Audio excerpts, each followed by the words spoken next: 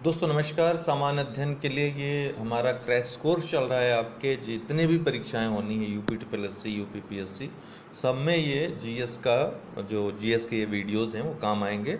इसके पहले मैं आपको बता देना चाहता हूँ, आप बृहद कोर्स अगर संपूर्ण कोर्स करना चाहते हैं, किसी भी एग्ज़ाम की तैयारी आप कर रहे हैं, तो अनअकैडमी लर्निंग ऐप पे आपके लिए उपलब्ध है। आप सब्सक्रिप्शन वहाँ पे ले सकते हैं। 1 महीने से लेकर 24 महीने तक का सब्सक्रिप्शन है। फ़ायदा ये होगा कि इसमें आपको एक विषय ही कई टीचर से पढ़ने का मौका मिलेगा, पहली बात। दूसरी बात है कि आप रेफरल कोड यूज़ करते हैं मेरा UD10, ये UD10 रेफरल कोड है, तो आपको 10% फीस में डिस्काउंट मिल जाता है। फीस वैसे ही बहुत कम रखी है अनअकैडमी ने, पूरे 2 वर्ष की 9100 फीस है मात्र। और आपको एजुकेटर्स मिलते हैं अच्छे, जो सिलेबस की संपूर्ण तैयारी A to Z तैयारी करवाते हैं आपको। और आप वहाँ पर चूज़ कर सकते हैं, विकल्प आपके पास बहुत मौजूद हैं, तो आप अवश्य ये लाभ लें। और कोई अन्य जानकारी इससे संबंधित लेनी हो तो हमारे जो नंबर है, व्हाट्सएप नंबर 9453775039 पे संपर्क करके पूछ सकते हैं। बहुत बहुत धन्यवाद। चलिए शुरू करते हैं। सही सुमेलित करना है। भौगोलिक लक्षण दिए हुए हैं और प्रदेश का नाम कि किस प्रदेश से संबंधित है। तो एबीसीनी एक पठार है, एबीसीनी पठार ये इथियोपिया और जो आपका सोमालिया का क्षेत्र है पूर्वी अफ्रीका में, वहां फैला हुआ है, अरब में नहीं, तो ये गलत है। एटलस पर्वत दोस्तों ये उत्तर पश्चिमी अफ्रीका में स्थित है, यह बिल्कुल सही है। अफ्रीका के उत्तर पश्चिम में एटलस पर्वत की श्रेणियां हैं, जो कि यूरोप की जो आल्प्स पर्वतमाला है उसी की एक शाखा मानी जाती है, उसी की एक शाखा है एटलस पर्वत। ठीक, तो आल्प्स पर्वत जो यूरोप में है उसी की एक शाखा यहां पर विस्तारित हो गई है। यह उत्तर पश्चिमी अफ्रीका है, तो यही सही सुमेलित है। बाकी जो गुयाना उच्च भूमि है यह ब्राजील की उत्तरी सीमा में है, ठीक है, तो यह दक्षिण पश्चिम अफ्रीका में नहीं है, यह दक्षिण अमेरिका में है गुयाना उच्च भूमि। और ओकोवांगा द्रोणी ये दोस्तों यह दक्षिण अफ्रीका में फैला हुआ है, पेटागोनिया में नहीं है, ठीक है, यह दक्षिण अफ्रीका में है। दक्षिण अफ्रीका में कहां कहां है? अंगोला, बोत्सवाना, नामीबिया और जिम्बाब्वे के भी कुछ हिस्सों में फैला हुआ है। अगला है दक्षिण पूर्वी एशिया में। दक्षिण पूर्वी एशिया में दक्षिण से उत्तर की ओर जाने पर नीचे दिए गए नगरों की सही स्थिति क्रम क्या होगा? अर्थात आप दक्षिण से उत्तर जा रहे हैं, इस दिशा में जा रहे हैं, तो क्या क्रम होगा सही? इतना तो आप जानते होंगे, सबसे नीचे इंडोनेशिया है, इंडोनेशिया के ऊपर सिंगापुर है, फिर थाईलैंड है और फिर वियतनाम आता है, ठीक है, फिर वियतनाम आता है। यहां पर साइड में है लेकिन ऊपर है। तो यहां पर थाईलैंड की राजधानी दी हुई है बैंकॉक, हनोई वियतनाम की राजधानी है, जकार्ता इंडोनेशिया की राजधानी थी, अभी नई राजधानी क्या बनी है, कौन सी राजधानी नई बनी आपको बताना है। तो आप कमेंट बॉक्स में बता सकते हैं। कमेंट बॉक्स आज से हम ओपन कर रहे हैं ताकि हम कुछ क्वेश्चन आपसे करें तो आप उसका उत्तर भी दे सकें। सिंगापुर ये ठीक इंडोनेशिया के ऊपर है, ठीक इंडोनेशिया है, इसके ऊपर सिंगापुर है। तो फिर सबसे नीचे क्या हो जाएगा? इंडोनेशिया, फिर सिंगापुर हो जाएगा, और फिर आपका बैंकॉक हो जाएगा, और फिर हनोई हो जाएगा। अर्थात 3, 4, 1, 2 इसका उत्तर होगा, सी इसका उत्तर हो जाएगा, ठीक है, सी इसका उत्तर हो जाएगा। यहां पर आप देख सकते हैं कि सबसे नीचे आपका इंडोनेशिया यहां जकार्ता है, ठीक है, जकार्ता के बाद आपका सिंगापुर आया, यहां पे सिंगापुर के बाद आपका और उत्तर जाने पर ये थाईलैंड का बैंकॉक आया, और फिर ये वियतनाम आया, ठीक है, यहां पे वियतनाम आया, और इसकी राजधानी हनोई एकदम उत्तर में आप देखेंगे, लाओस के ऊपर हनोई वहां पर है। तो दक्षिण से उत्तर जाएंगे तो इसी क्रम में ये पढ़ेंगे। अगला है निम्नलिखित में से किस पश्चिम अफ्रीकी देश की सीमा दक्षिणी अटलांटिक महासागर को नहीं छूती है? दक्षिणी अटलांटिक महासागर को नहीं छूती है। तो आइए हम सबसे पहले हम मानचित्र देखते हैं अफ्रीका का। तो हम पश्चिमी अफ्रीका में देखें तो सेनेगल भी जो दक्षिणी अटलांटिक महासागर है उसके तट पर स्थित है, सियरा लियोन भी स्थित है। पश्चिमी जो अफ्रीका का तट है यह दक्षिणी अटलांटिक महासागर के तट पे स्थित है और लाइबेरिया भी स्थित है। लेकिन माली कहाँ पे है? यहां पर है। ये स्थलबद्ध है। ये माली जो है स्थलबद्ध कंट्री है, स्थलबद्ध देश है, तो इसका उत्तर हो जाएगा माली। ठीक है, माली तट पर स्थित नहीं है, स्थलबद्ध है, बाकी तीनों तट पर स्थित हैं। देखिए अभी हमारा भूगोल और इतिहास का सीरीज में चला रहा हूं, बीच बीच में क्वेश्चन के अलावा आपको कॉन्सेप्ट भी मैं बताता जाऊंगा।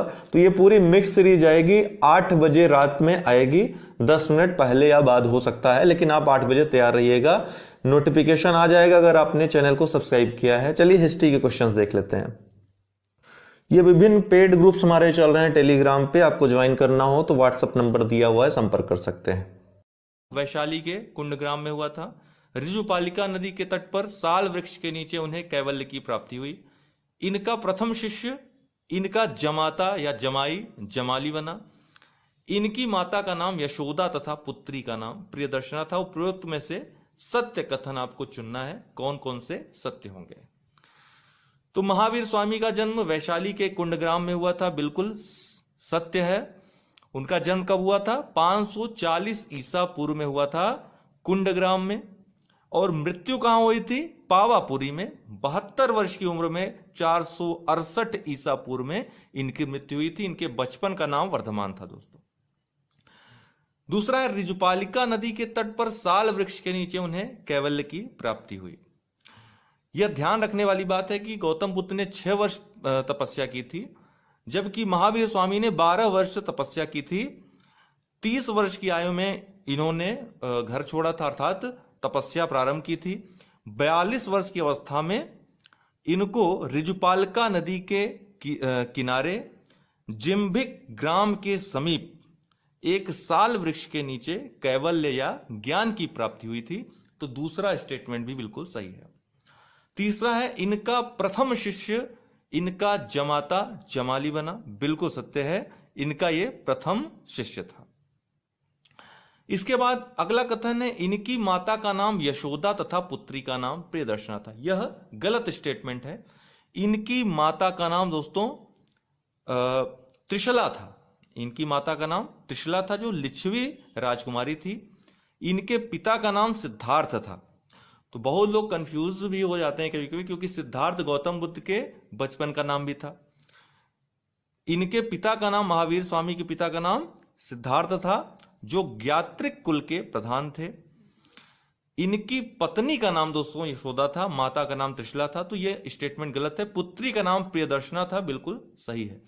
लेकिन फिर भी चौथा स्टेटमेंट आधा सत्य है आधा गलत है, तो गलत है। तो केवल 1, 2 और 3 सही है, तो बी इसका उत्तर हो जाएगा। केवल 1, 2 और 3, केवल 1, 2 और 3।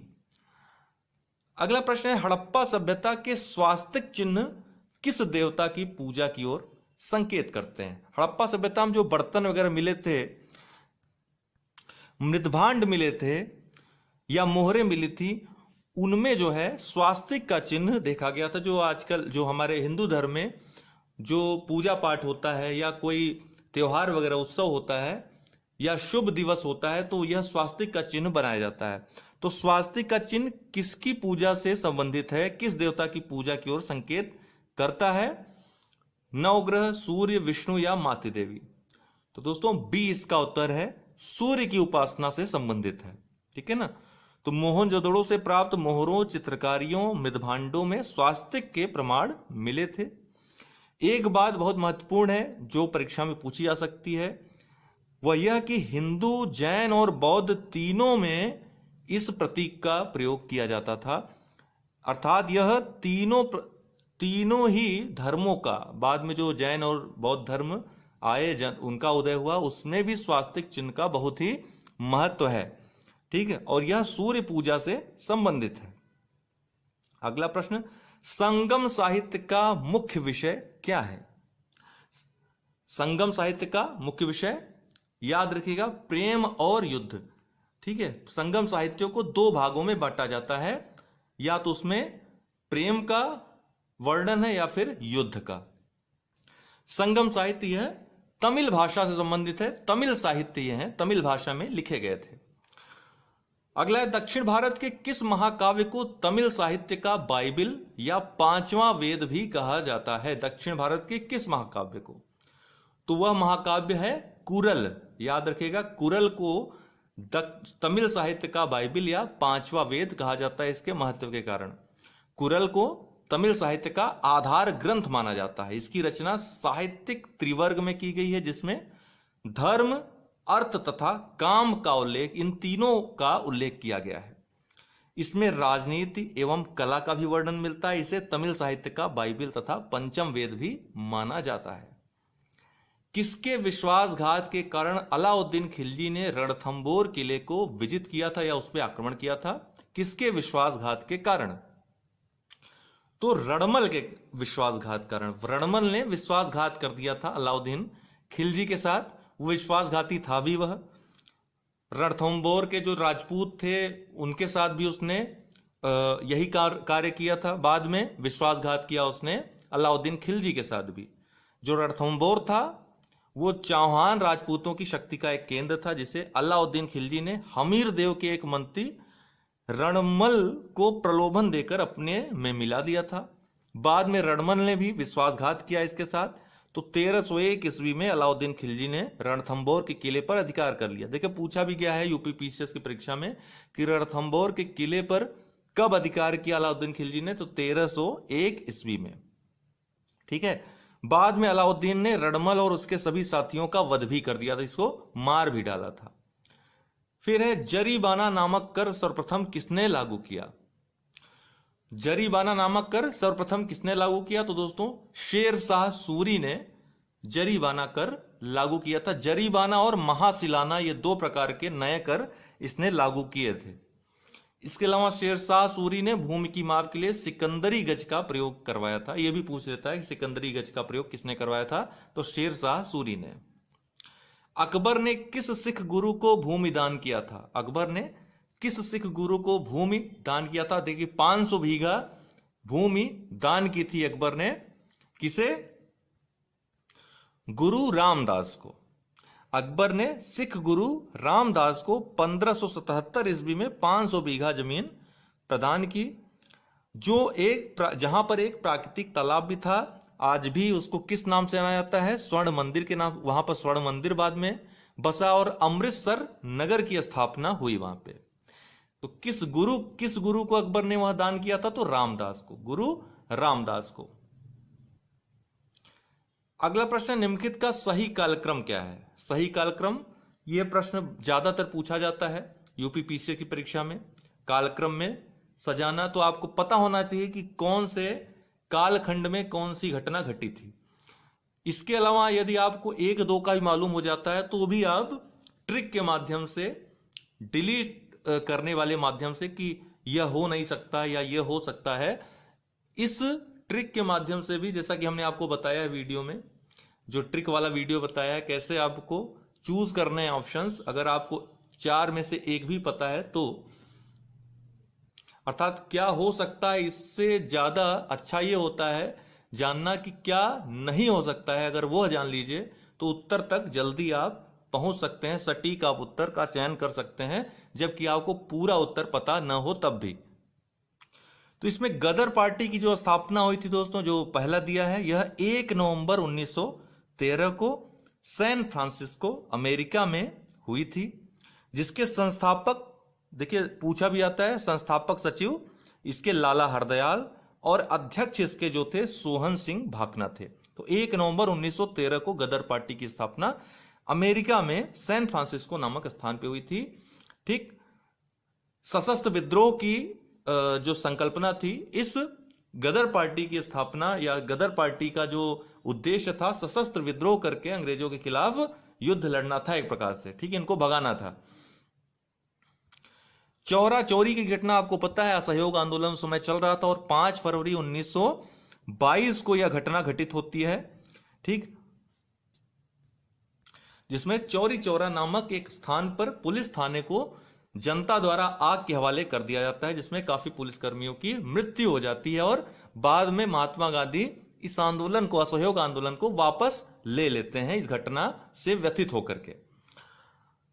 फिर है खुदीराम बोस की फांसी। देखिए खुदीराम बोस की फांसी दोस्तों यह 1908 में हुई थी। 11 अगस्त 1908 को मात्र 19 वर्ष की उम्र में खुदीराम बोस को फांसी दी गई थी। और किस बम कांड में दी थी? मुजफ्फरपुर बम कांड केस में इनको फांसी दी गई थी। तो सबसे कम उम्र में फांसी पाने वाले ये क्रांतिकारी थे खुदीराम बोस। अंततः मोपला विद्रोह दोस्तों यह 1921 में केरल के मालाबार में होता है। ये मुसलमान कृषक होते हैं जो हिंदू जमींदारों के विरुद्ध यह आंदोलन करते हैं, यह विद्रोह करते हैं, मोपला विद्रोह। ठीक है ना। एक और इंटरेस्टिंग बात यह थी कि 1921 ईस्वी में असहयोग आंदोलन के दौरान महात्मा गांधी ने, मौलाना अबुल कलाम आजाद ने, शौकत अली, इन सभी ने मोपला आंदोलन का समर्थन किया था। तो 1921 में यह घटना घटित होती है। तो इस तरह से आपने देखा सबसे पहले खुदीराम बोस की फांसी होती है, फिर गदर पार्टी की स्थापना 1913 में, फिर मोपला विद्रोह 1921 में और चौरी चौरा घटना 1922 में। तो इस तरह कौन सा ऑप्शन सही होगा? डी, 3, 1, 4, 2। अगला है किस वायसराय के काल में पहली बार पाकिस्तान की मांग की गई थी? किस वायसराय काल में पहली बार पाकिस्तान की मांग की गई थी? तो ये इसके लिए आपको पता होना चाहिए कि कब पाकिस्तान की मांग की गई थी मुस्लिम लीग के द्वारा। तो पाकिस्तान की मांग दोस्तों 23 मार्च 1940 को मुस्लिम लीग के लाहौर अधिवेशन में, जिसके अध्यक्ष भी पूछा जाता है मोहम्मद अली जिन्ना थे, और उन्होंने ही पाकिस्तान की मांग की थी, अर्थात भारत से अलग एक मुस्लिम राष्ट्र की मांग की थी जिसका नाम पाकिस्तान रखा जाना था। लेकिन एक और प्रश्न आप जान लीजिए कि पाकिस्तान शब्द का प्रयोग सर्वप्रथम किसने किया था? तो वह चौधरी रहमत अली ने किया था, जो कैम्ब्रिज विश्वविद्यालय में उस समय स्टूडेंट थे, विद्यार्थी थे। 1937 में ही उन्होंने इस शब्द का प्रयोग कर दिया था। तो 23 मार्च 1940 अर्थात 1940 में जो उस समय वायसराय रहा होगा उसी को आप उत्तर में लगाएंगे, अर्थात वही आपका उत्तर होगा जो वायसराय रहा होगा। तो उस समय वायसराय कौन थे? लॉर्ड लिनलिथगो 1936 से। इसीलिए आप क्रम याद कर लीजिएगा वायसरायों का, गवर्नर जनरल्स का। हालांकि चलिए हम एक वीडियो में ट्रिक बता देंगे आपको, उस ट्रिक से आपको हमेशा के लिए याद हो जाएगा कि कौन से क्रम में कौन से वायसराय आए थे। ठीक है, सन सहित। तो लॉर्ड लिनलिथगो के काल में यह पाकिस्तान की मांग पहली बार की गई थी। इसका उत्तर बी होगा, लॉर्ड लिनलिथगो। अगला प्रश्न है सूची फर्स्ट को सूची सेकंड से सुमेलित की। ये भी एक ब्रांड क्वेश्चन है, यूपीपीसीएस में पूछा ही जाता है, मिलान करने वाला। तो सूचियों में दिए गए कूट का प्रयोग कर सही उत्तर चुने। ये आइडेंटिकल लग रहा है, यूपीपीसीएस में ऐसा ही प्रश्न हाल ही में पूछा गया था, हालांकि सेम नहीं था लेकिन ऐसा ही था कि ये देखिए 1857 पे जितनी भी बुक्स लिखी गई हैं उनका नाम और सूची सेकंड में जो उनके लेखक है उनका नाम दिया गया है, मिलान करना है। तो history of Indian mutiny 1857, sepoy mutiny and the revolt of 1857 और द ग्रेट रिबेलियन, और यह है आपके ऑप्शंस।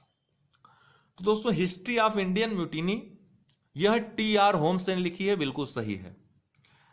इस पुस्तक में होम्स महोदय ने 1857 के विद्रोह से संबंधित विवरण प्रस्तुत किया है।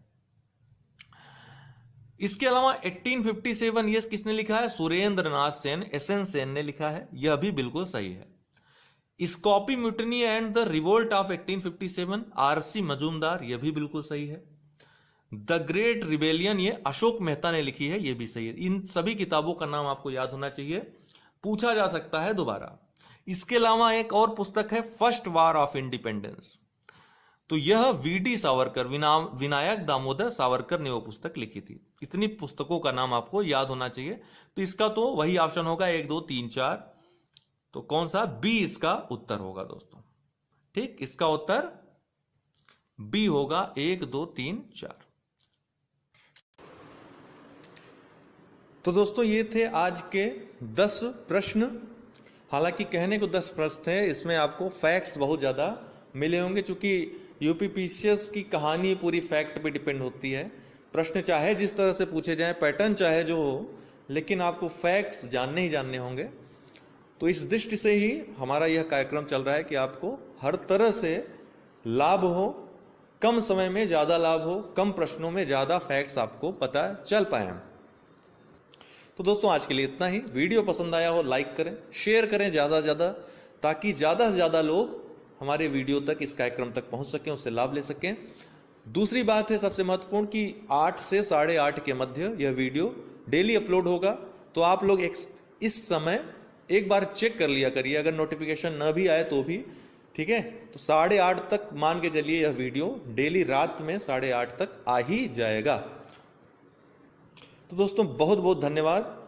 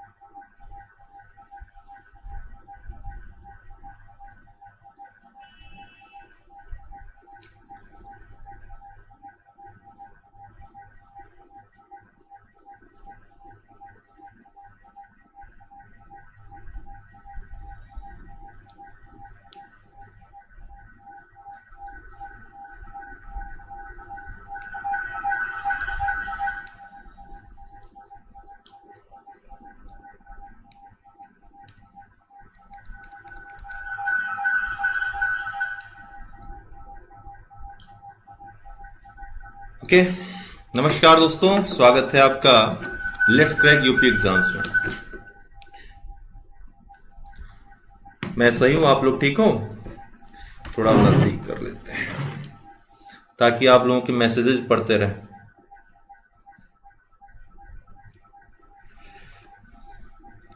तो स्टार्ट करते हैं। पॉलिटी चल रहा है हम लोगों का, तो अभी शुरुआती चरण है। एक प्रकार से जो परिचय है पॉलिटी का वो हम लोग देख रहे थे। कल हमने संवैधानिक विकास देखा था, आज भी कुछ उसी तरह संवैधानिक विकास के साथ साथ शुरुआत के बारे में, अर्थात कहां से लिए गए, कौन से प्रावधान लिए गए और कितनी अनुसूची है, कितने अनुच्छेद हैं, ये सामान्य चीजें, सरल चीजें हैं जो, लेकिन यहां से भी क्वेश्चन कभी कभी गलत हो जाते हैं, तो उनको हम देखेंगे।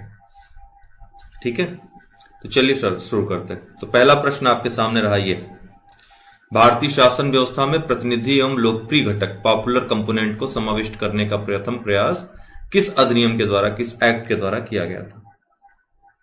अब आप लोग तुरंत जो है उत्तर देना शुरू कर दें।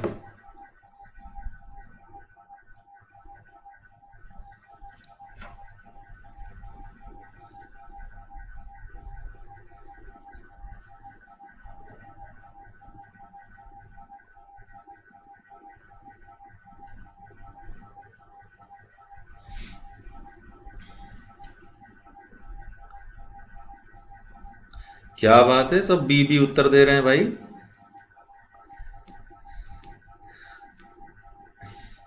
ललित जी ने सही उत्तर दिया है, ललित त्रिपाठी, ए उत्तर सही हो गया इसका। ठीक है, भारतीय परिषद अधिनियम 1861 में भारतीय शासन व्यवस्था में प्रतिनिधि एवं लोकप्रिय घटक को समाविष्ट करने का प्रथम प्रयास किया गया था। प्रयास और शामिल कर देने में अंतर है। आप लोग जो बी ऑप्शन बता रहे हो, यहां पर प्रयास को सफलता मिली थी, और यहां पे क्या है, प्रश्न को सही ढंग से अगर नहीं पढ़ेंगे तो ऐसे ही धोखा खाएंगे। समाविष्ट करने का प्रथम प्रयास किया गया था किस अधिनियम के द्वारा? भारतीय परिषद अधिनियम 1861 के द्वारा। ए इसका उत्तर होगा। तो भारतीय परिषद अधिनियम 1861 के द्वारा वायसराय की परिषद का विस्तार किया गया तथा इसमें भारतीय प्रतिनिधियों को शामिल करके उन्हें विधायी कार्यों में भागीदारी प्रदान की गई। इस अधिनियम के द्वारा वायसराय की परिषद में विधिवेत्ता के रूप में एक 5वें सदस्य को शामिल किया गया। इसके द्वारा पोर्टफोलियो सिस्टम की शुरुआत भी 1861 के अधिनियम के द्वारा की गई थी। नेक्स्ट है, भारत के संविधान में उद्देशिका का विचार लिया गया है। किससे लिया गया है? तो सरल प्रश्न है। उद्देशिका, प्रस्तावना का विचार कहां से लिया गया है?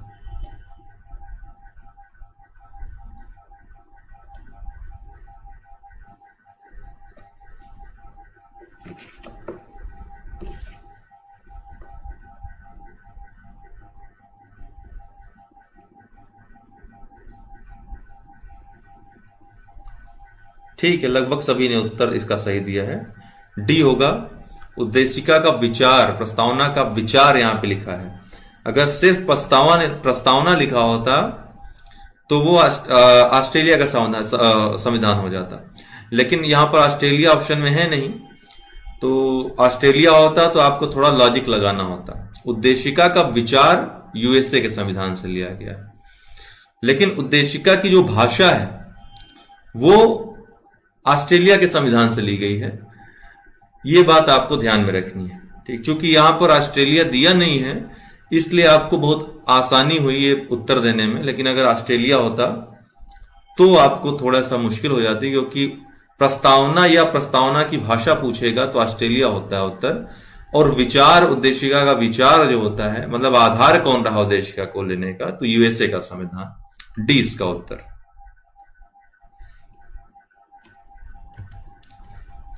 भारत में न्यायिक पुनरीक्षण, जुडिशियल रिव्यू की संकल्पना निम्नांकित देश के संविधान से ली गई है। किस देश के संविधान से ली गई है? न्यायिक पुनरीक्षण की संकल्पना।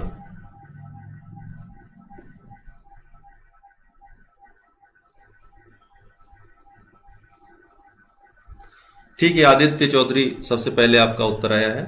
बी, संयुक्त राज्य अमेरिका से जुडिशियल रिव्यू, जिसको हम आम बोलचाल की भाषा में न्यायिक पुनरावलोकन कहते हैं, लेकिन न्यायिक पुनरावलोकन शब्द का प्रयोग संविधान में कहीं नहीं किया गया है। ठीक है, कहीं भी न्यायिक पुनरावलोकन शब्द का प्रयोग नहीं है, लेकिन जुडिशियल रिव्यू ये भाषा न्यायिक पुनरावलोकन को बल देती है। बी इसका उत्तर है, उसका आधार यही है, जुडिशियल रिव्यू। भारत की संघात्मक व्यवस्था निम्नलिखित में से किस देश से संबंधित है? संघात्मक व्यवस्था निम्नलिखित में से किस देश से संबंधित है? आपको पता है भारत की संघीय व्यवस्था अमेरिका की संघीय व्यवस्था से अलग है। अमेरिका में जहां राज्यों को अलग शक्तियां प्रदान की गई हैं, राज्य का अलग अस्तित्व है एक प्रकार से, लेकिन भारत में ऐसा नहीं। भारत में केंद्र को ज्यादा प्रबल बनाया गया है। कई मामलों में केंद्र के पास शक्तियां आ जाती हैं, राज्यों की भी शक्तियां केंद्र के पास आ जाती हैं। तो यहां पर अर्धसंघी प्रकार की व्यवस्था है। हालांकि यहां अर्धसंघी कहीं लिखा नहीं हुआ है, स्ट्रक्चर संघात्मक ही है भारत का, लेकिन एकात्मक का स्वरूप प्रदान किया गया, एकात्मक शक्तियां प्रदान की गई हैं केंद्र को। तो इसका जो उत्तर होगा, सबने उत्तर सही दिया है। दलीप कुंवर ने सबसे पहले इसका उत्तर सही दिया है, कनाडा। ठीक है, कनाडा से संघात्मक व्यवस्था जो है कनाडा से ली गई है। कनाडा के स्थान पे 2016 के एग्जाम में, 2016 की परीक्षा थी शायद, यूपीपीसीएस 2016 या 2017, मुझे याद नहीं आ रहा है, उसमें कनाडा के स्थान पे उत्तर अमेरिका संविधान शब्द यूज किया गया था। तो काफी लोगों को कंफ्यूजन हुई, काफी लोगों ने वो प्रश्न गलत कर दिया। तो कनाडा के स्थान पे अगर उत्तर अमेरिकी संविधान लिख देगा तो उत्तर अमेरिका में ही कनाडा आता है, संयुक्त राज्य अमेरिका कनाडा दोनों आते हैं। तो कनाडा आता है तो वो आपका मोस्ट अप्रोप्रिएट आंसर हो जाएगा। Okay, yes, British north America ये शब्द यूज किया गया था एकदम। एनपीजी आपको याद है 2017 में आया था ये। तो ब्रिटिश नॉर्थ अमेरिका ये शब्द का प्रयोग किया गया था कनाडा के स्थान पे। तो काफी लोगों को कंफ्यूजन हुई, लोगों ने गलत कर दिया था उत्तर। भारत के संविधान में सम्मिलित समवर्ती सूची किस देश की देन है?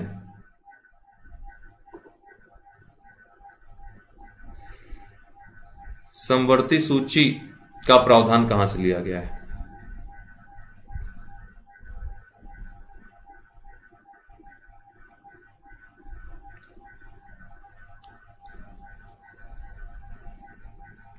ठीक है, सबका उत्तर सही है बी। प्रिंस तिवारी ने सबसे पहले उत्तर दिया इसका। ऑस्ट्रेलिया, ऑस्ट्रेलिया के संविधान से समवर्ती सूची का प्रावधान लिया गया है। 3 सूचियां हैं 7वीं अनुसूची में भारत के भारतीय संविधान के, संघ सूची, राज्य सूची और समवर्ती सूची। संघ सूची में जिसपे केंद्र कानून बनाता है, राज्य सूची में राज्य को शक्तियां प्रदान की गई हैं, कुछ अपवादिक समय को छोड़ करके राज्य ही कानून बनाएगा उस पर। और तीसरी जो सूची है समवर्ती सूची है, जिसमें दोनों ही कानून बनाएंगे, दोनों ही नियम बना सकते हैं उसमें, लेकिन अगर एक साथ दोनों बना रहे हैं तो केंद्र का प्रभावी होगा। और एक 248 अनुच्छेद में अवशिष्ट शक्तियों का सिद्धांत है जो कि केंद्र को मिली हुई है, केंद्र उस पर कानून बना सकता है। तो ये ऑस्ट्रेलिया से ली गई है, समवर्ती सूची का प्रावधान ऑस्ट्रेलिया से लिया गया है। राज्यसभा के गठन में प्रतिभा, अनुभव एवं सेवा को प्रतिनिधित्व देने में भारतीय संविधान निर्माता निम्नलिखित उदाहरण से प्रभावित हुए थे। राज्यसभा के गठन में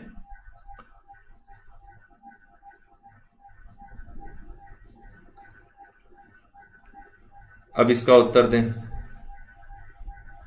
ठीक है, काफी पढ़ते हैं, मेहनत करते हैं आप लोग, इसका मतलब।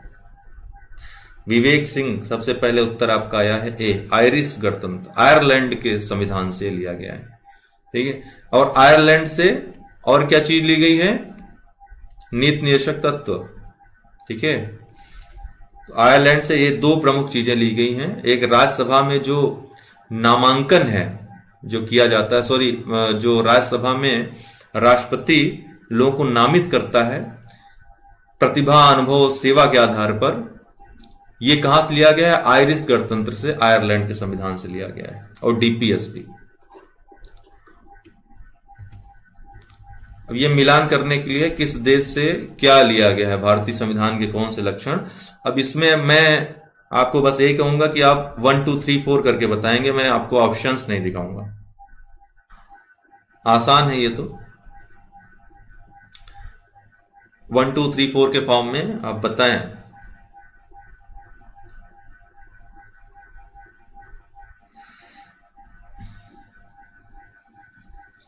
पूरा कंप्लीट आंसर।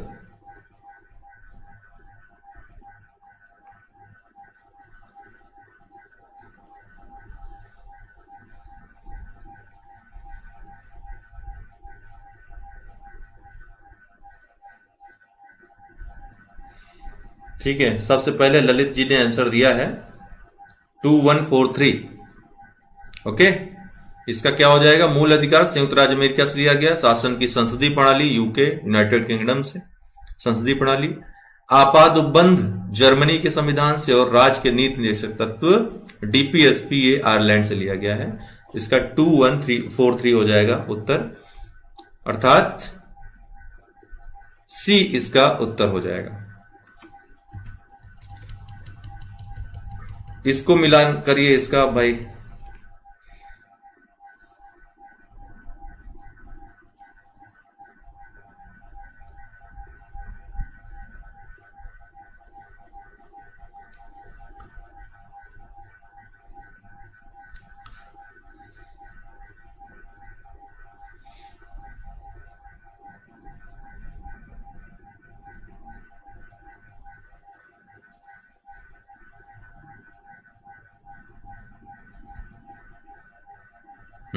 पूजा जी ने सबसे पहले उत्तर दिया इसका, पूजा सिंह ने 4312।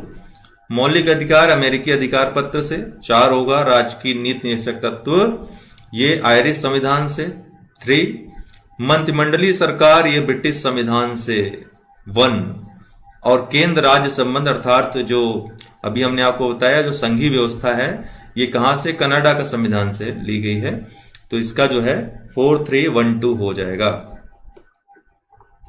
अर्थात इसका उत्तर 4312 डी इसका उत्तर हो जाएगा। अब इसका बताएं।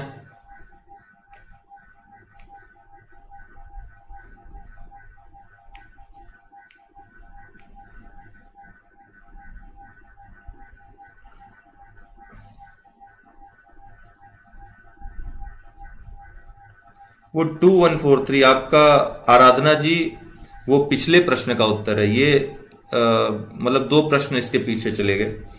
ठीक है, आप सही कर रही हैं, आपका ऊपर था पिछले वाले में, लेकिन इसमें जो जस्ट पहले वाला था उसमें पूजा सिंह ने सबसे पहले उत्तर दिया था।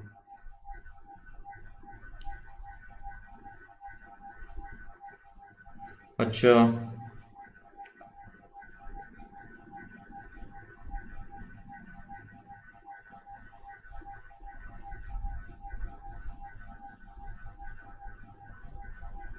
ठीक है।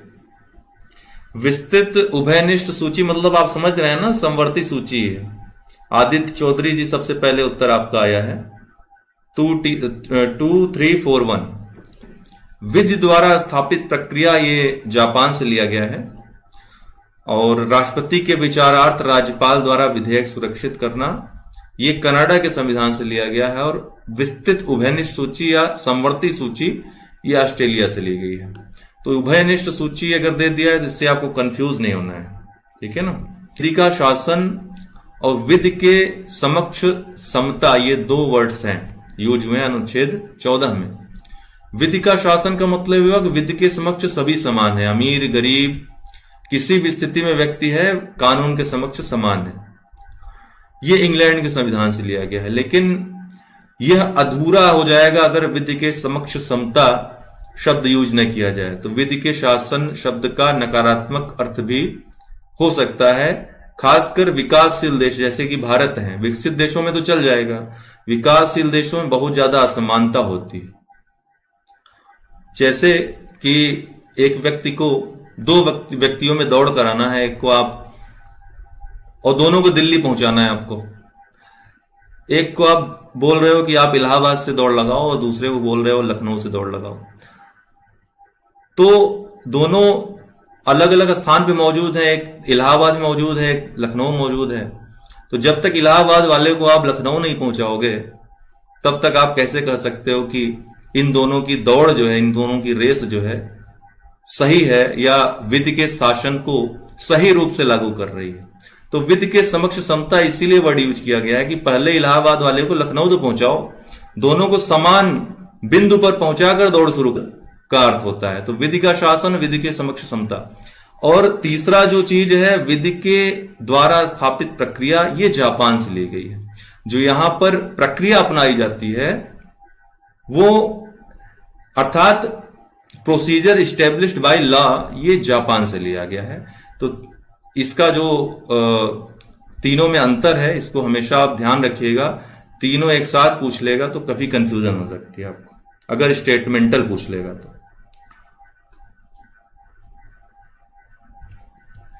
लिखित संविधान का प्रारंभ किस देश से हुआ था? अब लिखित संविधान सबसे पहले किस देश में जन्म हुआ था लिखित संविधान का, बताइए। ठीक है सनत जी, सीसेट के लिए स्पेशल क्लास अनअकैडमी पे ही दे देंगे हम, ठीक है ना। अनअकैडमी आप लर्निंग ऐप डाउनलोड इंस्टॉल कर लें, वहीं पर हम सीसेट के लिए स्पेशल क्लास दे देंगे। अच्छा,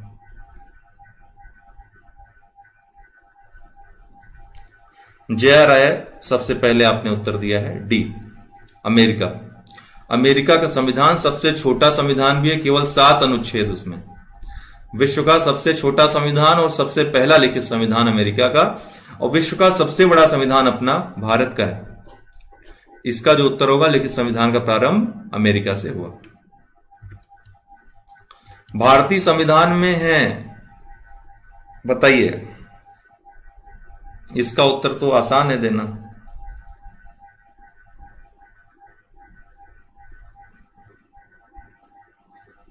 भारतीय संविधान में कितने आर्टिकल्स हैं?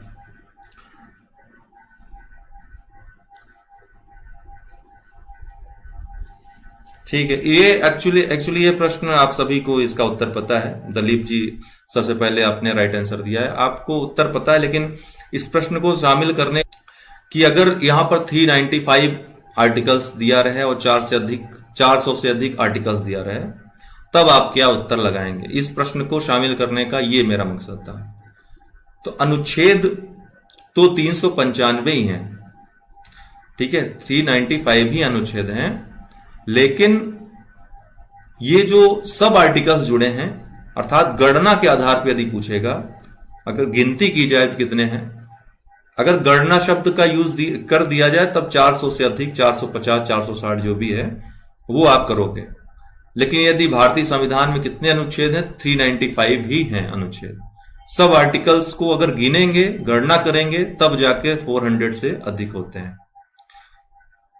ठीक है, इसी तरह भाग पूछेगा तो मूलतः जो 22 भाग थे, 22 भाग अभी भी हैं, लेकिन 4 भाग बाद में जोड़े गए। चौथा कौन सा जुड़ा, 97वां संविधान संशोधन 2011 के द्वारा एक नया भाग 9ख जोड़ा गया, जिसमें जो है सहकारी संस्थाओं को संवैधानिक दर्जा दे दिया गया है। तो कुल 4 बाद में जोड़े गए भाग, लेकिन ये भाग भी सब पार्ट्स के रूप में है, पार्ट्स नहीं है, तो 22 भाग ही हैं। अनुसूचियों को संख्या दी गई है तो अनुसूचियां 12 हैं। पहले 8 थी, बाद में 4 जुड़ी, अब 12 हो गई। ठीक है ना।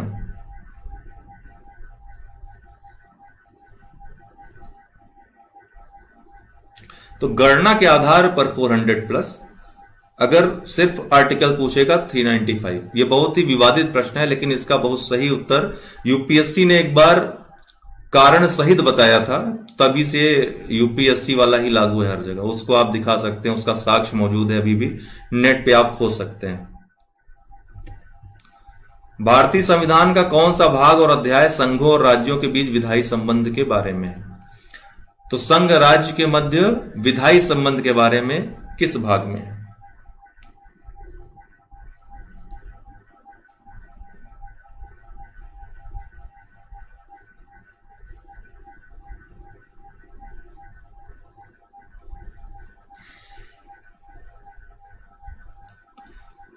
ठीक, दिवाकर पांडे जी का आंसर सही है। भाग 11 अध्याय 1, भाग 11 के अध्याय 1 में संघ राज्य विधायी संबंध के बारे में दिया हुआ है।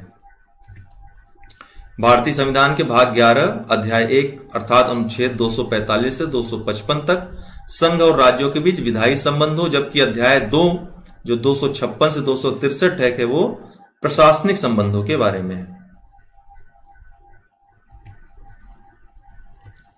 भारतीय संविधान की निम्न दी गई अनुसूचियों में से कौन सी एक राज्य के नामों की सूची तथा उनके राज्य क्षेत्रों का ब्यौरा देती है?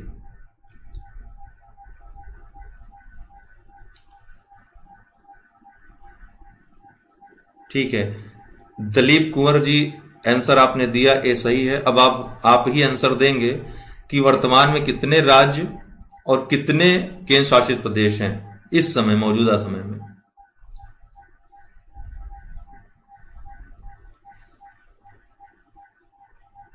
वर्तमान में कितने राज्य और कितने केंद्र शासित प्रदेश हैं?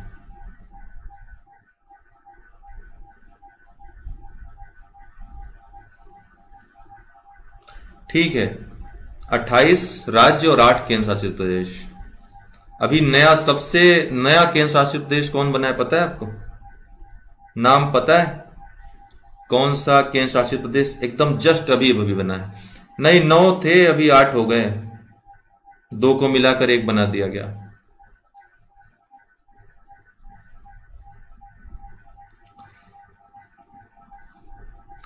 लद्दाख पुरानी चीज हो गई भाई जी। शिल्पी जी सही आंसर है आपका। दमन दीव और दादरा नगर हवेली को मिलाकर के 1 बना दिया गया। अब 1 ये केंद्र शासित प्रदेश हो गए। इस तरह केवल 8 केंद्र शासित प्रदेश बचे और 28 राज्य बचे। इनका जी, और इसकी राजधानी पता है आपको?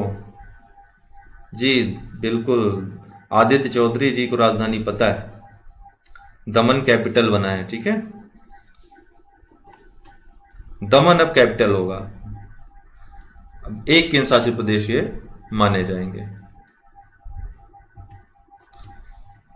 ये महत्वपूर्ण है। पहली अनुसूची में राज्य संघ राज्य क्षेत्रों के बारे में उपबंध है। दूसरी अनुसूची संवैधानिक प्राधिकारियों के वेतन के बारे में उपबंध करता है।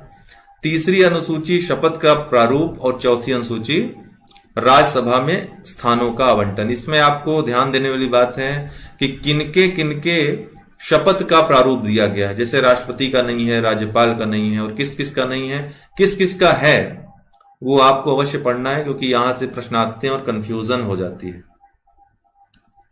ठीक है। भारतीय संविधान में कुल कितनी अनुसूचियां हैं?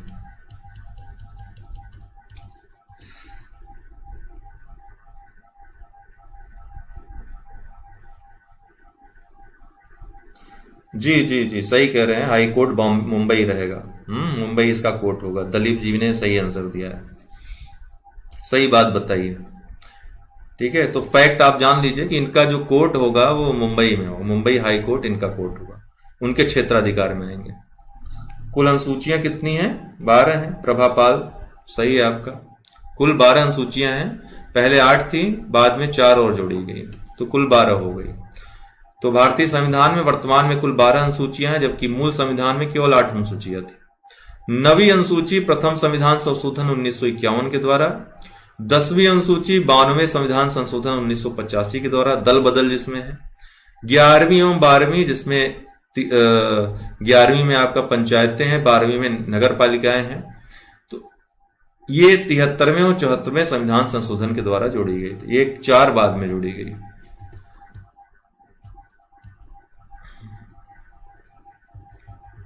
चलिए इसका उत्तर दें 1 2 3 4 की भाषा में। सूची 1 को सूची संकट से मिलाना है।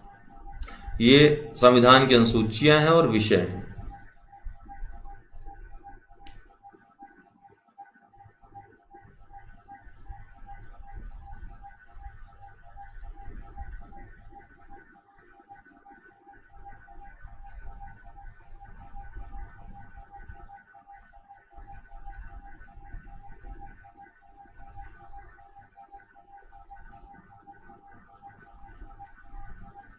आराधना अवस्थी जी का सबसे पहले उत्तर है 3421।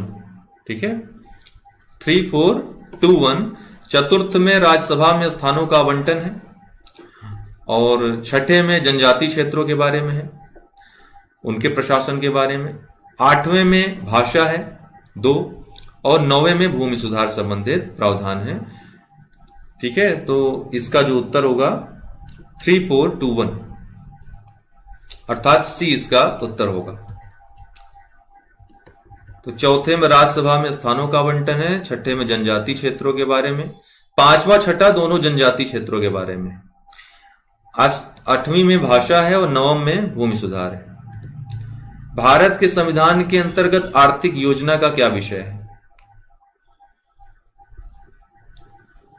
आर्थिक योजना का विषय, या मतलब किसका विषय है? ये राज्य सूची का है, संघ सूची का है, समवर्ती सूची में है कि है ये नहीं? आर्थिक नियोजन या आर्थिक योजना?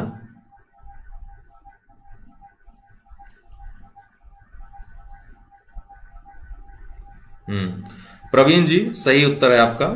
सबसे पहले समवर्ती सूची का विषय है आर्थिक योजना, आर्थिक नियोजन समवर्ती सूची का विषय।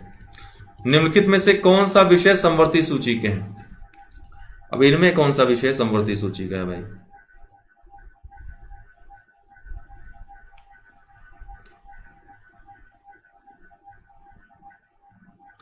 सनत कुमार श्रीवास्तव, सही उत्तर है आपका बी, आपराधिक मामले। बाकी पुलिस, रेडियो, पुलिस जो है राज्य सूची का है।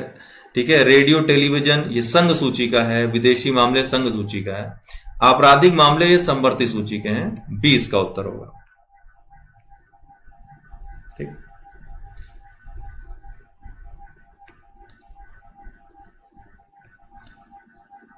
अगले प्रश्न को देखते हैं। निम्नलिखित में से कौन सी मद भारत के संविधान की समवर्ती सूची में है? निम्नलिखित में से कौन सी मद भारत के संविधान की समवर्ती सूची में है?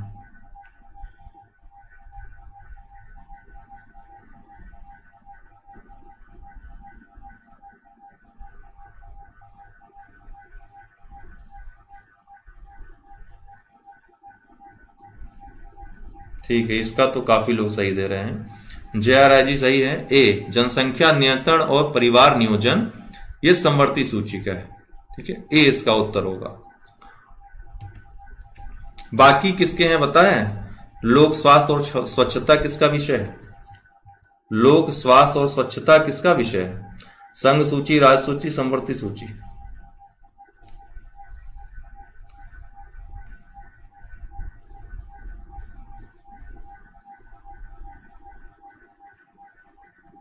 ठीक है, आराधना जी सही आपने कहा, राज्य सूची का विषय है।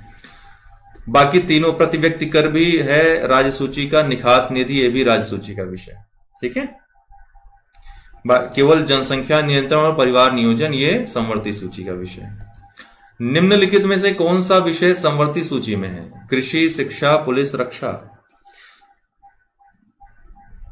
Option A B C D के रूप में मत बता करके आप सीधे लिखिएगा कृषि, शिक्षा, पुलिस, रक्षा।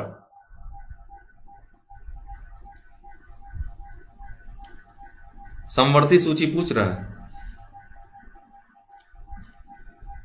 पूजा सिंह का आंसर सबसे पहले आया है बी, शिक्षा संवर्ती सूची का विषय है।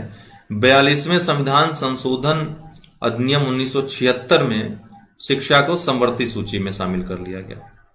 ठीक, बाकी कृषि और पुलिस ये राज्य के, और रक्षा जो है केंद्र का विषय है।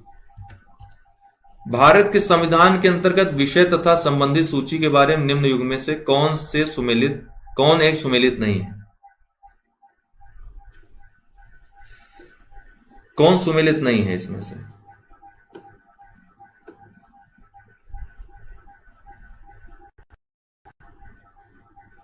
हाँ, वन भी था। वन को भी संवर्ती सूची में 1976 42वें संविधान संशोधन 1976 में ही शामिल किया गया।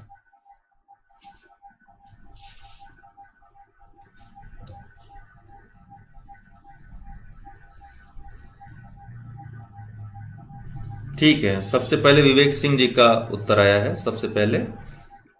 नहीं, प्रवीण राय का उत्तर सबसे पहले। ठीक है, शेयर बाजार संवर्ती सूची का विषय नहीं है, बाकी तीनों सही है।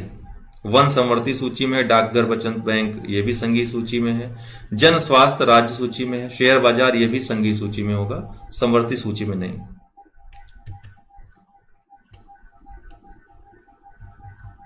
इसका उत्तर बताएं। 1 2 3 4 के फॉर्म में बताइएगा।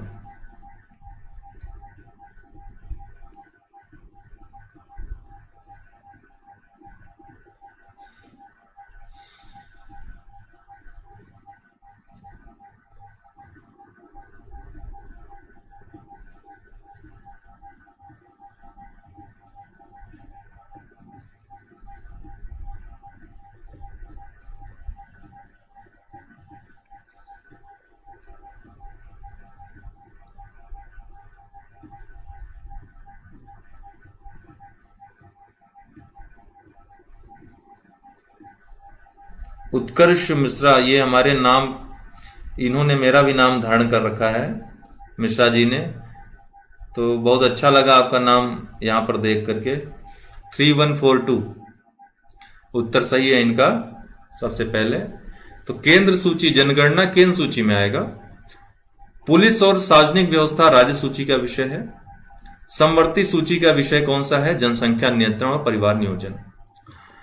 अक्सर लोग जनगणना और जनसंख्या नियंत्रण परिवार नियोजन में अंतर नहीं कर पाते, इससे क्या होता है, कंफ्यूजन की स्थिति क्रिएट हो जाती है। देखिए, जनगणना अलग चीज है, जनसंख्या नियंत्रण परिवार नियोजन अब अलग चीज है। तो जहां जनगणना आएगा वो केंद्र सूची में आ जाएगा, जनसंख्या नियंत्रण परिवार नियोजन ये समवर्ती सूची में आ जाएगा।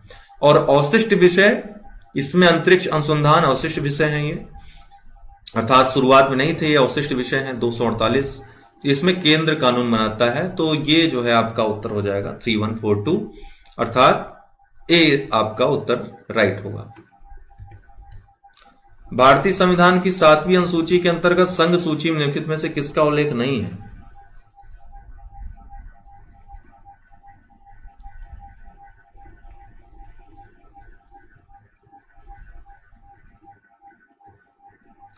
किसका उल्लेख नहीं? बैंकिंग, बीमा, जनगणना, गैस।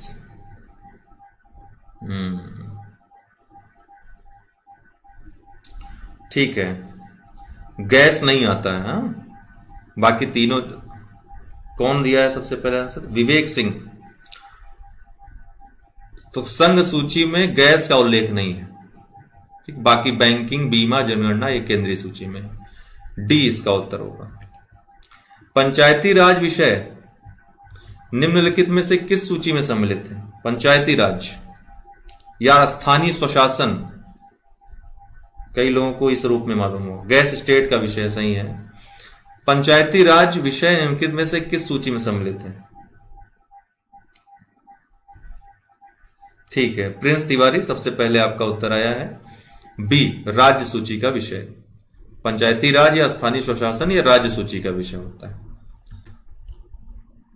निम्नलिखित में से कौन सा विषय भारतीय संविधान की 7वीं अनुसूची की सूची 3 समवर्ती सूची में शामिल है?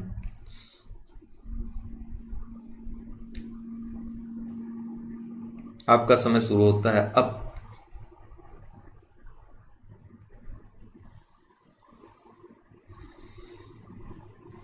ठीक है, पहला उत्तर मिला, पहला ही सही।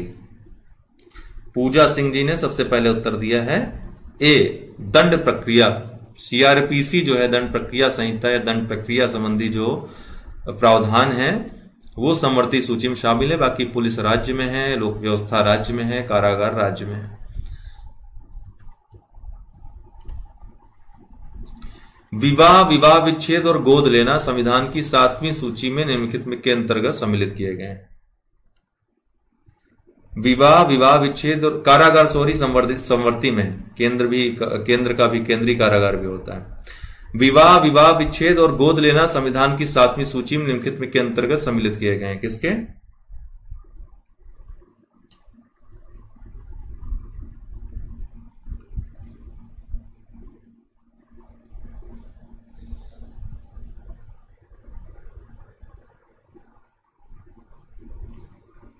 सभी ने सही उत्तर दिया है।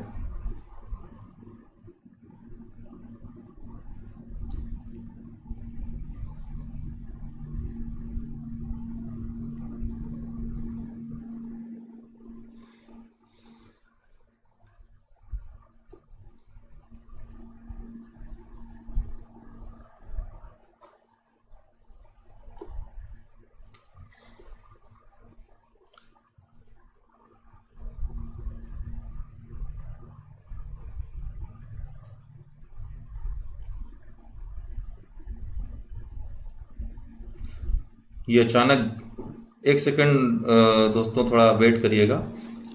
ठीक है, आ गया। उत्कर्ष मिश्रा ने सबसे पहले उत्तर दिया है समवर्ती सूची। ठीक है, समवर्ती सूची में होगा। चलते रहें। भारत के संविधान की किस अनुसूची में विभिन्न राज्यों में अनुसूचित क्षेत्रों के, इस वाले प्रश्न का ज्यादा ही उत्तर आ गया, लगभग 20-25 लोगों ने उत्तर दे दिया। अच्छा लगा देख करके। भारत के संविधान की किस अनुसूची में विभिन्न राज्यों में अनुसूचित क्षेत्रों के प्रशासन और नियंत्रण के लिए विशेष उपबंध है?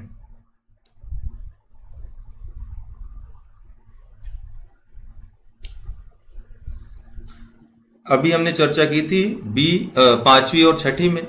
तो पूजा सिंह जी ने सबसे पहले उत्तर दिया है बी, 5वीं और 6ठी में अनुसूचित क्षेत्रों के प्रशासन नियंत्रण के लिए विशेष उपबंध है। क्या उपबंध है? संविधान की 5वीं अनुसूची में असम, मेघालय, त्रिपुरा, मिजोरम से भिन्न भारत के सभी राज्यों के जो अनुसूचित क्षेत्र होंगे, जिनका निर्धारण कौन करेगा? राष्ट्रपति करेगा। उनके प्रशासन और नियंत्रण संबंधी उपबंध है। जबकि 6ठी अनुसूची में असम, मेघालय, त्रिपुरा, मिजोरम राज्यों के जनजातीय क्षेत्रों के प्रशासन के बारे में उपबंध हैं। तो 5वीं 6ठी में अक्सर कंफ्यूजन क्रिएट हो जाती है। तो आप यस और नो करके याद कर लीजिए। एटीएम स्क्वायर तो याद रहेगा ही, हमने आपको बताया भी है। एटीएम स्क्वायर, ए से असम, टी से त्रिपुरा, एम से मिजोरम, एम से मेघालय। तो एटीएम स्क्वायर से इसको याद करिएगा। तो एटीएम स्क्वायर पहले में 5वें में क्या रहेगा? भिन्न, अर्थात ये नहीं रहेंगे। एटीएम स्क्वायर नो, और 6ठे में एटीएम स्क्वायर यस। तो नो और फिर यस, इस ढंग से याद रखेंगे तो आपको याद रहेगा। तो ठीक है ना। 5वीं में एटीएम स्क्वायर नो, मतलब कि एटीएम स्क्वायर इसमें नहीं रहेगा, बाकी सभी रहेंगे। और छठे में एटीएम स्क्वायर रहेगा तो यस, पहले नो फिर यस। कौन? एटीएम स्क्वायर मतलब ए से असम, टी से त्रिपुरा, एम से मेघालय, एम से मिजोरम। मणिपुर को दिमाग से निकाल दीजिएगा, क्योंकि मणिपुर आ जाएगा मेघालय मिजोरम तब दिक्कत हो जाएगी। तो मेघालय मिजोरम याद रखिएगा, 2-3 बार पढ़ेंगे तो याद रहेगा, कंफ्यूजन नहीं होगी फिलहाल।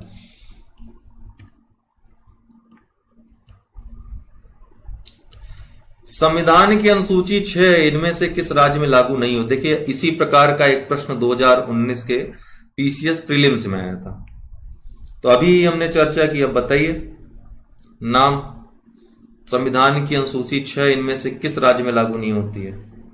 लागू नहीं होती है बोल रहा है। ठीक है प्रवीण राय जी, अभी हमने वही बात कही, मणिपुर डी, मणिपुर में लागू नहीं होती, असम, मेघालय, त्रिपुरा और मिजोरम में लागू होती है। तो यहां एटीएम स्क्वायर अगर पढ़े रहेंगे मात्र तो यहां एटीएम स्क्वायर पूरा दिखेगा, ए टी तो अलग कर लेंगे, मेघालय मणिपुर में आपको कंफ्यूजन हो जाएगी, तो इसीलिए याद रखने के लिए मैं बोल रहा हूं। जी पूजा जी, बहुत लोगों से गलत हुआ था ये प्रश्न, अमूमन गलत हो गया था, क्योंकि यस और नो में लोगों को कंफ्यूजन हो गई थी कि किसमें है किसमें नहीं है। एटीएम स्क्वायर तो मैक्सिमम लोगों को याद ही रहता है। अच्छा बस इतना ही है, चलिए आज इतना ही। तो अच्छा लगा आप लोगों को? तो अभी राज्य व्यवस्था शुरू ही हो रहा है, दूसरा ये एमसीक्यू है, आगे बहुत अच्छे अच्छे प्रश्न आएंगे। अभी तो ये घटना चक्र टाइप के हैं, घटना चक्र से ही लिए गए हैं ये प्रश्न, लेकिन क्योंकि इससे ज्यादा प्रश्न पूछने की गुंजाइश यहां से नहीं रहती है। आगे प्रश्न जो टफेस्ट हो सकते हैं वो राज्य व्यवस्था से बनेंगे आप लोगों के लिए, ताकि आप लोगों को सोचने पर विचारने पर मजबूर कर दें। ऐसे प्रश्न राज्य व्यवस्था से बने तभी सही है, क्योंकि राज्य व्यवस्था सबसे ज्यादा अगर जी उसमें भी चुनिंदा प्रश्न हमने शामिल किए हैं। रामायण वीडियो राज्य व्यवस्था का भी नहीं आया है, आएगा। किसका किसका आ गया है? आई थिंक रामायण वीडियो इतिहास का आया है, और करंट अफेयर्स तो देता ही हूं, दिया भी हूं। कल स्पेशल क्लास है, कल स्पेशल क्लास है सुबह 8:30 बजे करंट अफेयर्स की। तो करंट अफेयर्स वर्ष भर का है, जितनी परीक्षाएं आप देने जा रहे हैं उन सब के लिए महत्वपूर्ण रहेगा। समाहित करके 1-2 घंटे की क्लास है, आप लोग अनअकैडमी पे लर्निंग ऐप पे वो क्लास ले सकते हैं, ठीक है ना। स्पेशल क्लास रहेगी, फ्री रहेगी सबके लिए, कुछ पेड नहीं करना है उसके लिए आप लोगों को। करंट अफेयर्स की रहेगी, पूरे वर्ष भर का करंट अफेयर्स रहेगा उस पर। अगर अनअकैडमी ऐप है आप लोगों के पास, नोटिफिकेशन पहुंच जाएगा, नहीं तो अगर वैसे भी जाएंगे तो उत्कर्ष द्विवेदी मेरा नाम सर्च कर लीजिएगा आप लोग। टाइमिंग 8:30 बजे सुबह, ठीक है। और लर्निंग ऐप आप लोगों को इस तरह से दिख जाएगा, जो लोग नए हैं देख लें, ठीक है ना, इसको देख लें।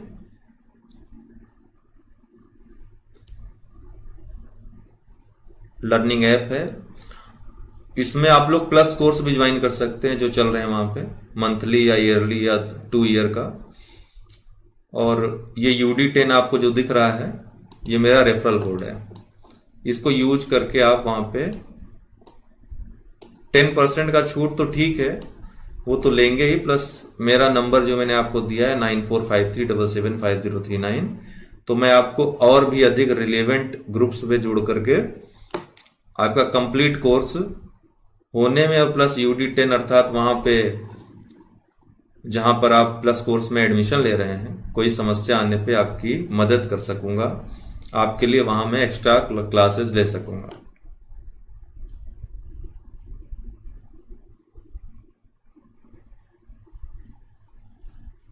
YouTube पे नहीं आएगी स्पेशल क्लास कल वाली, लेकिन हाँ स्पेशल क्लास जब भी आएगी तो हम आपको YouTube पे इसी तरह बता देंगे, जैसे आज बता रहे हैं रात 8 बजे में, तो ये बता दूंगा कि कब कब स्पेशल क्लास है मेरी और किस चीज की है। तो कल करंट अफेयर्स की आप लोग अवश्य देखें, एक बार करंट का रिवीजन हो जाएगा। उसका पीडीएफ में ग्रुप्स में अपने जो है प्रोवाइड करा दूंगा, जो ग्रुप्स हैं उसमें आपको पीडीएफ मिल जाएंगे उसके।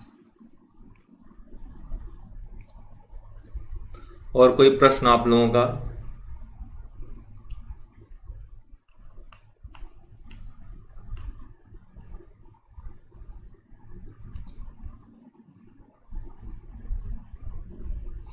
हाँ, अब आयोग इंटरव्यू ले लेगा। 17 जून निर्धारण करने वाले हैं डेट को। वैसे 17 जून को निर्धारित कर रहे हैं यूपीएससी से पहले। ऐसा करने की सोचना मतलब बहुत बड़ी बात है। पहले तो नहीं लगा था कि ये सब इंटरव्यू लेंगे। अभी फिलहाल रिजल्ट तो घोषित कर देंगे, मे भी इंटरव्यू बाद में लें, अगर सहमति न बन पाए, इजाजत न मिले तो।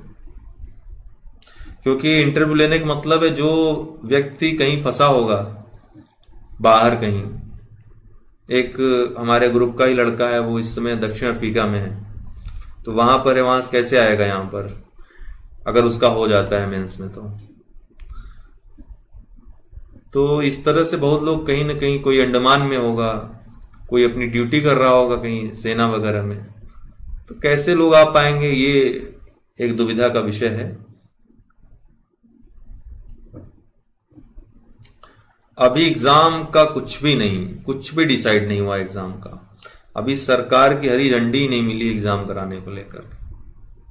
आयोग को कोई भी अभी निर्देश नहीं मिला है, और अगले निर्देश तक कोई भी परीक्षा संबंधी निर्णय न लिया जाए, यह आदेश है। तो आयोग तो निर्णय नहीं ले सकेगा अभी परीक्षा संबंधी, जब तक सरकार की तरफ से निर्देश न आ जाए कि आप परीक्षा। हाँ, ये बात जरूर कही गई परसों ही कि आप अपना भेजें विश्लेषण करके कि कब तक एग्जाम कराए जा सकते हैं, तो उस पर राय जरूर मांगी गई।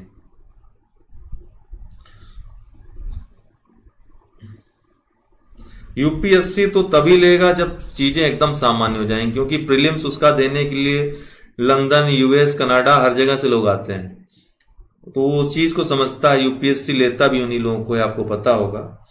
तो मैक्सिमम सिलेक्शन होते हैं, भले ऊपर के ना हो, लेकिन आप पूरी लिस्ट देखेंगे तो आपको आईआईटीएंस, आईआईएम वाले सब जॉब करते लोग मिल जाएंगे उसमें।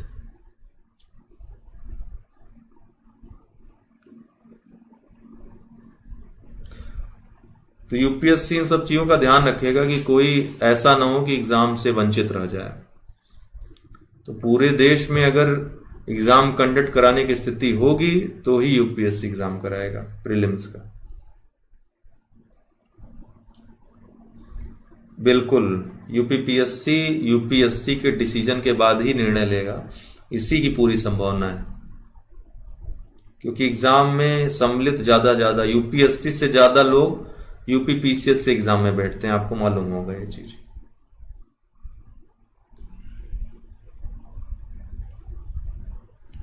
उसका भी निश्चित नहीं है, नीट हो ही जाए जुलाई में, वो भी आगे बढ़ सकता है। अभी स्थिति जैसी अगर भयावह स्थिति हुई, कठिन परिस्थिति हुई, तो वो भी कैंसिल हो जाएगा।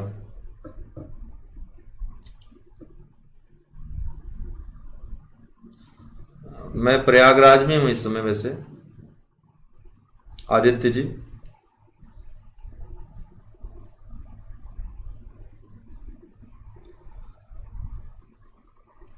चलिए, फिलहाल रिजल्ट्स के लिए आप लोगों को अग्रिम बधाई।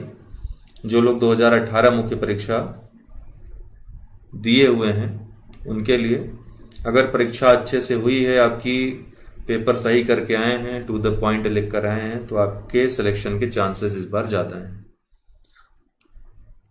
क्योंकि कंपटीशन कम है, काफी लोग फेल हो गए हैं सब्जेक्ट्स में, मतलब जीएस वगैरह में।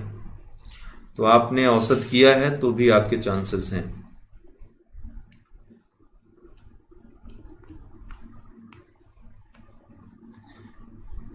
ठीक है, धन्यवाद बहुत बहुत। आज का सेशन यहीं पर समाप्त होता है। जय हिंद, जय भारत।